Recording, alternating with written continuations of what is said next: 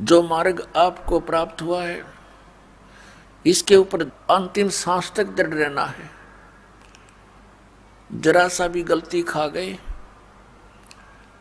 चाहे अंतिम समय में भी आप इस मार्ग से विचलित हो गए तो काल के जाल में रह जाओगे। लेकिन आपका किया हुआ ये भक्ति कर्म, सिमरण, सेवादान, ये आपके साथ रहेगा। लेकिन वो साथ तो रहेगा और वो आपको यह संसारिक काल का सुख भी अत्यधिक प्रदान कर देगा। लेकिन लाभ क्या हुआ उससे? जो उद्देश्य था वो तो रह गया।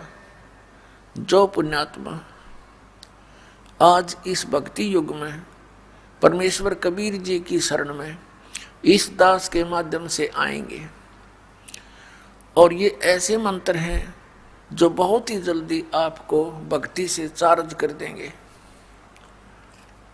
जैसे बैटरी बिल्कुल डेड होगी यानी डाउन होगी कति, और चार्जर पर लगा दो, स्टार्ट होगी तो घंटे 2 घंटे में वह चार्ज भी हो जाएगी। जब तक चार्जर ही नहीं लगाएंगे तो वह डेड हो जाएगी। तो इसी प्रकार जो पुण्यकर्मी प्राणी गुरु पद पर विराजमान है वर्तमान में या पहले कभी रहे हैं, परमात्मा को छोड़कर या उन महापुरुषों को छोड़कर जो भगवान से परिचित हुए, क्योंकि उनको तो चार्जर मिल गया था, सतनाम मिल गया था। अन्य जितने भी हैं वो पिछले पुण्यकर्मी प्राणी हैं, और वो भक्त, वो श्रद्धालु जो इन नकली संतों के फंस गए, ये भी पिछले जन्म के भक्ति से चार्ज थे। आगे इनको चार्जर मिला नहीं। चार्जर mean way of worship according to the शास्त्र।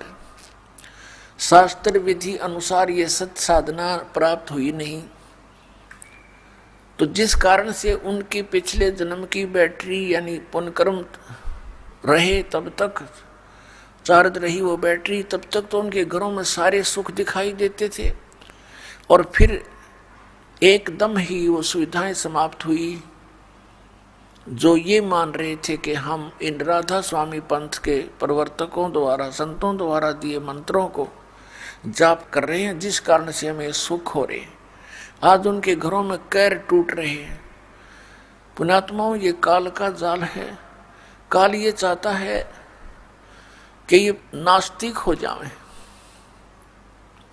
इनकी आस्था हट जाए भगवान से, और परमात्मा ये चाहता है कि जब तक ये पिछली पीढ़ी का समय आवे तब तक इनकी आस्था भगवान में बनी रहे।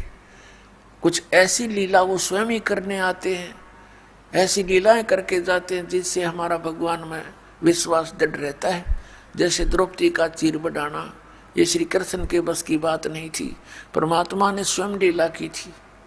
सोचल छिद्र मैं करूं अपने जन के काज, तो उनका चीर बढ़ाया था परमात्मा ने सूक्ष्म रूप में आके। तो आज तक हमारी भगवान के प्रति दृढ़ता रही। फिर बीच में ये काल के दूत आ गए, इन्होंने ये कहना शुरू कर दिया, ये महर्षि दयानंद जैसे अज्ञानियों ने, कि ये कभी नहीं हो सकता। अरे जब भगवान मनुष्य जैसे ही कर्म करेगा तो भगवान कहाँ से हो गया? फिर वो परमात्मा उसी को कहते जो अनहोनी को होनी कर दे और होनी को करे अनहोनी।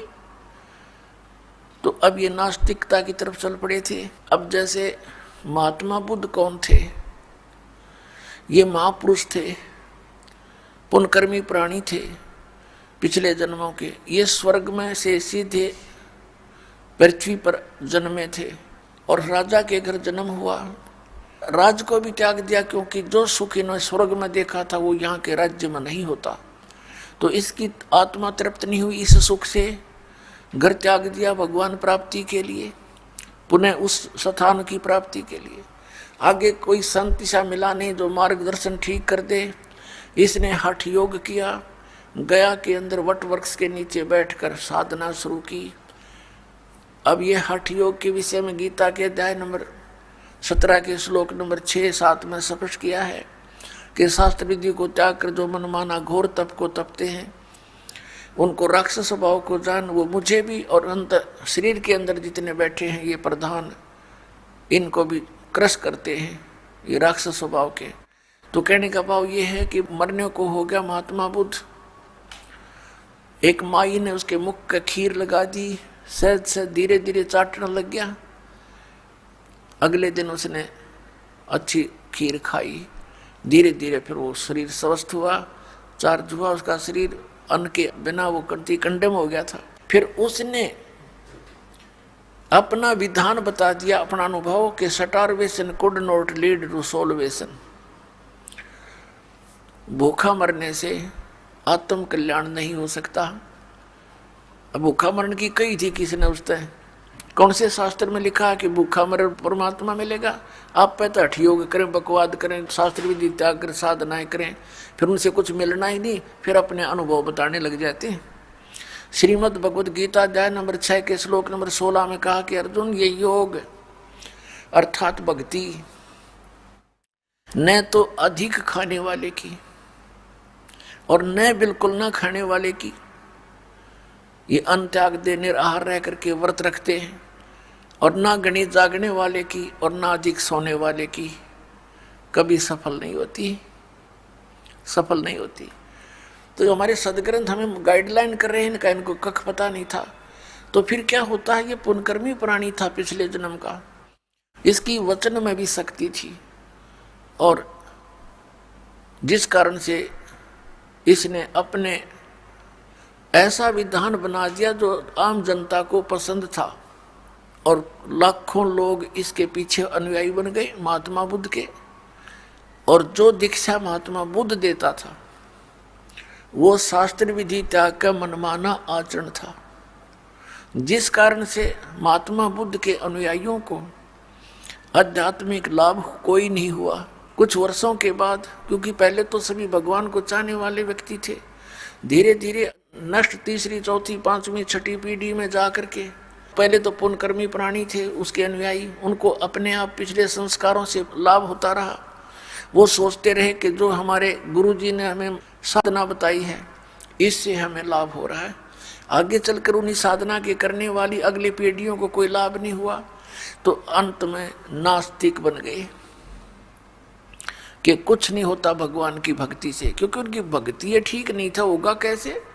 जिस कारण से पूरा चीन जो विश्व की लगभग आधी आबादी बताते हैं वो सारा नास्तिक हो गया, कम्युनिस्ट कहने लग गए अपने आप में, भगवान से दूर आदमी।